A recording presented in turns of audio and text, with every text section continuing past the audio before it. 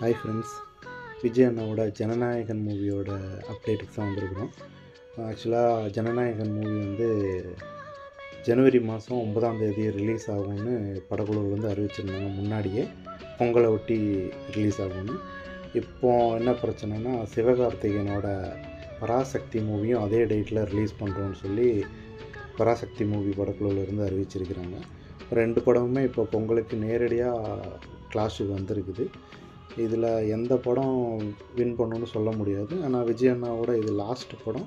அதனால் மோஸ்ட்லி பராசக்தியோட ஜனநாயகன் மூவிக்கு தான் அதிகம் டிக்கெட்ஸு சேல்ஸ் ஆகும்னு பாக்ஸ் ஆஃபீஸ் மூலம் நம்புகிறாங்க. அந்த படமே வின் பண்ணணும்னு நினைக்கிறோம். பொறுத்திருந்து பார்க்கணும் எந்த படம் வின் பண்ண போகுதுன்னு. உங்கள் கமெண்ட்டை அப்டேட் பண்ணுங்கள். யார் படத்துக்கு நீங்கள் சப்போர்ட் பண்ணுறீங்க? பராசக்திக்கு சப்போர்ட் பண்ணுறீங்களா இல்லை ஜனநாயகன் மூவி சப்போர்ட் பண்ணுறீங்களா? தேங்க்யூ.